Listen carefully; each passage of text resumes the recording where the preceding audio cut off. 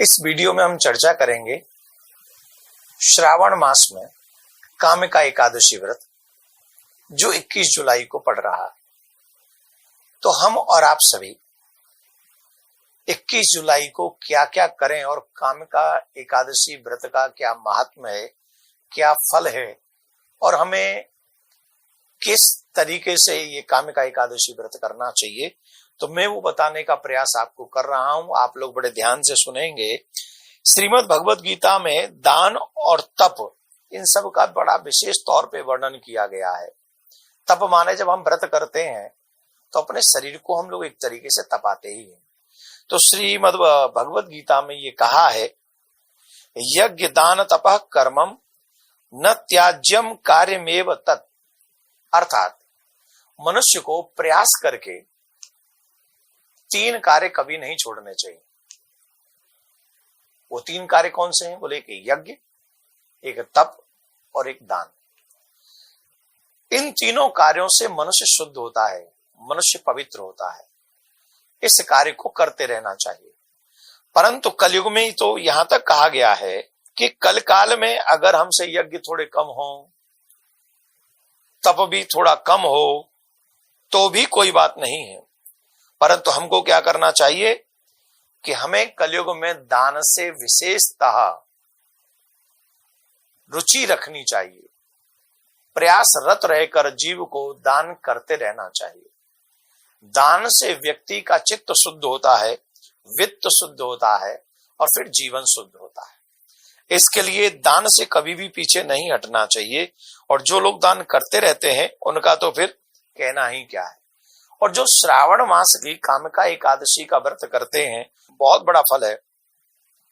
जो फल गंगा, काशी, नैमिषारण्य, पुष्कर स्नान में मिलता है, वह श्रावण मास के कामिका एकादशी के दिन विष्णु भगवान को, माने प्रिया कांजू भगवान को, उनकी पूजा करने से उससे भी कई गुना ज्यादा फल हमको प्राप्त हो जाता है। और भगवान कहते हैं, मुझे कोई सोने से नहीं ले सकता, मुझे चांदी से नहीं खरीद सकता, मुझे कोई संपत्ति से नहीं खरीद सकता, लेकिन तुलसी दल से मुझे खरीद सकता है। इस दिन प्रयासरत होकर मनुष्य को नारायण भगवान की सेवा करनी चाहिए। प्रातः काल जल्दी अर्ली वेला में उठना चाहिए। फिर स्नान के बाद संकल्प करना चाहिए और संकल्प के बाद में फिर भगवान विष्णु को स्नान इत्यादि कराना चाहिए। विष्णु माने अपने इष्ट को। अगर आपके इष्ट राम जी हैं तो राम जी को, प्रिया कांजू है प्रिया कांजू को, नारायण है तो ये सब एक ही है। तो अपने इष्ट को स्नान कराना चाहिए, धूप दीप नैवेद्य आदि देना चाहिए और फिर बहुत विशेष बात है, तुलसी दल अवश्य अर्पण करना चाहिए।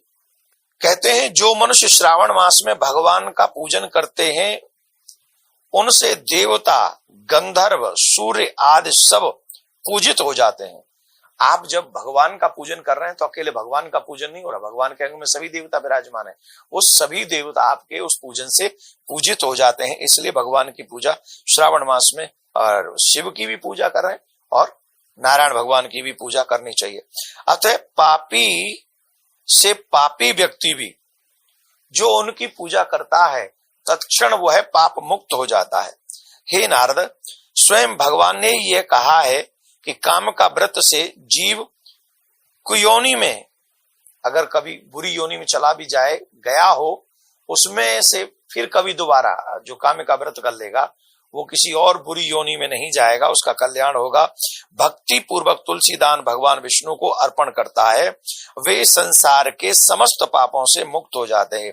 विष्णु भगवान न रत्न से, न मोती से, न मणि से, न किसी आभूषण से प्रसन्न होते हैं। भगवान विष्णु तो मात्र और मात्र तुलसी दल से प्रसन्न होते हैं।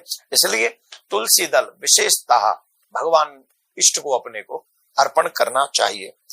एक और बात जो मैं आपको बता दूं, कामिका एकादशी की रात्रि में जागरण करते समय अपने मंदिर में या देवालय में जाकर निश्चित तौर पर एक घी का दीपक अवश्य जलाना चाहिए। जो मनुष्य कामिका एकादशी की रात्रि पर घी का दीपक जलाता है भगवान के मंदिर में रात्रि में, वह उसके जो पित्र हैं, पितृलोक में जो उसके पित्र हैं, वह पित्र अमृत पान करते हैं, स्वर्गलोक में अमृत पान करते हैं, तथा जो भी वह तेल का दीपक या घी का दीपक जलाते हैं, वे करोड़ों दीपकों से प्रकाशित होकर सूर्य के लोक के लिए प्रस्थान करते हैं। तो प्रयासरत होकर, आज मेरी बात पे आपको लगता होगा कहां ये सूर्य लोक की बातें कर रहे हैं, क्योंकि आज हमें सूर्य लोक दिखाई तो नहीं पड़ रहा, परंतु जब आप मेरी बात पे विश्वास करके जला लेंगे, एक दीपक जलाने में आपका कुछ जाना नहीं, आप भी जलाइए, अपने बच्चों के हाथों से भी जलवाइए, आपका जाना क्या है। लेकिन या तो वो तिल का तेल हो या फिर घी हो, घी शुद्ध हो, अशुद्ध ना हो, तो आपको निश्चित तौर पे भगवत प्राप्ति होगी, भगवान के धाम की प्राप्ति होगी। इसलिए प्रयासरत होकर काम का एकादशी व्रत 21 जुलाई को हमको करना है। इसकी कहानी भी बड़ी अद्भुत है। एक कोई बहुत दुष्ट प्रकार का बलवान व्यक्ति था, अब इसमें तो थोड़ा वर्णन दिया है, लेकिन आज के युग में जाति का वर्णन करना ठीक नहीं है। तो उस दुष्ट प्रकार के व्यक्ति ने बहुत क्रोधी था, बल भी बहुत था, उसने एक ब्राह्मण को मार दिया था। अब ब्राह्मण को मार के उसे बाद में पछतावा हुआ, करे मेरी तो मेरी ब्रह्म हत्या हो गई। तो फिर उसने सोचा कि मुझे क्या करना चाहिए, तो कम से कम मैं इसका कर्म कांड कर दूं, अंतिम संस्कार कर दूं, तो मुझे कुछ पापों से मुक्ति मिलेगी। तो अन्य ब्राह्मणों ने उसका अंतिम संस्कार नहीं करने दिया, बोले तू ब्रह्म हत्यारा है, हम तेरे हाथों से इस बेचारे का अंतिम संस्कार नहीं होने देंगे। तो बड़ा और दुखी हुआ, वो निर्बल होने लगा, वो कमजोर होने लगा, उसकी ब्रह्म हत्या उसके जीवन पे असर करने लग गई। तो एक बार दुखी होकर किसी संत से पूछा, तो उन्होंने कहा श्रावण मास की काम का एकादशी का व्रत करो तो तुम्हारे समस्त पाप नष्ट हो जाएंगे।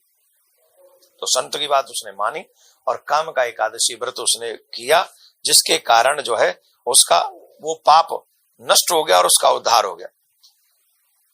काम का एकादशी के दिन कई शुभ योग बन रहे हैं और इन योगों में किया हुआ